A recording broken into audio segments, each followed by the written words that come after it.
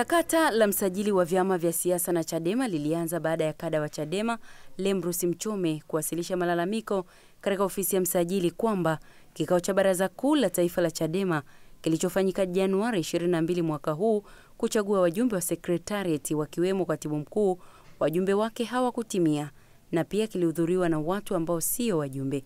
Msajili baada ya kusikiliza malalamiko hayo na kuita uongozi wa Chadema kujibu malalamiko hayo bila mafanikio, alitangaza kuitambua Secretariat hiyo na hapo jana akatangaza kusitisha ruzuku ya Chadema mpaka itakapoitisha tena kikao cha Baraza Kuu kuchagua tena viongozi.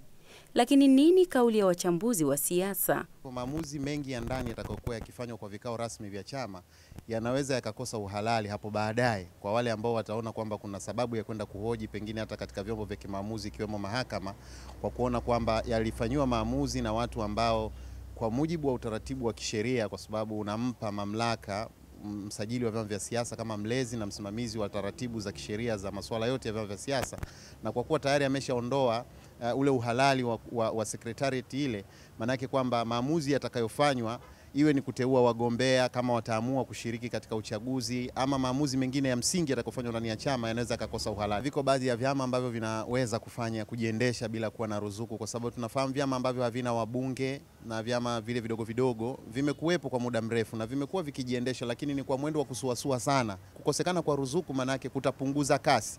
Kwa vyama vikubwa kama Chama cha Demokrasia na Maendeleo Chadema na vyama vingine vikubwa vinaweza vikasema kwamba vinaweza vikatumia kwa wakati fulani labda pengine nguvu ya wanachama wao, kwa maana wakafanya michango, lakini hilo sio jukumu la msingi la wanachama kukichangia chama kwa ajili ya kuendesha shughuli zake, ikiwa kama kimekidhi sifa na vigezo vya kuweza kupata fedha ambazo zingeweza kukisaidia na kukirahisishia kutimiza majukumu yake ya kisiasa. Chadema naona imeanisha utaratibu, wanaita tone tone na watu wanachangia.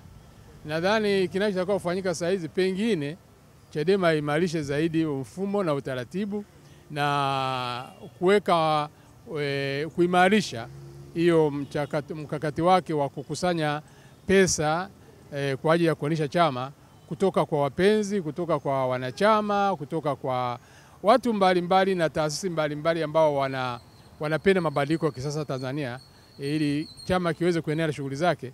Mpaka swala la msajili huko litakuwa limetatuliwa na inawezekana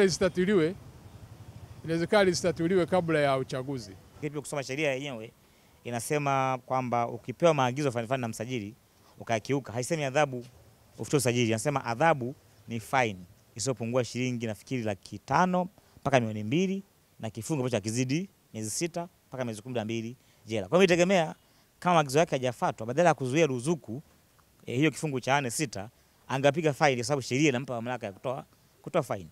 Kutokana na uamuzi huo wa ofisi ya msajili wa vyama vya siasa, Chadema wakatoa kauli. Tumeitisha kamati kuu ya chama tarehe 3.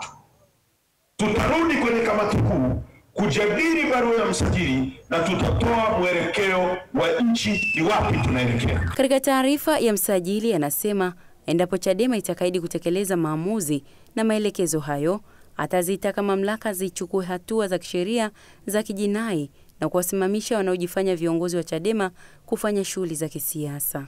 Upendo Michael, Azam News, Dar es Salaam.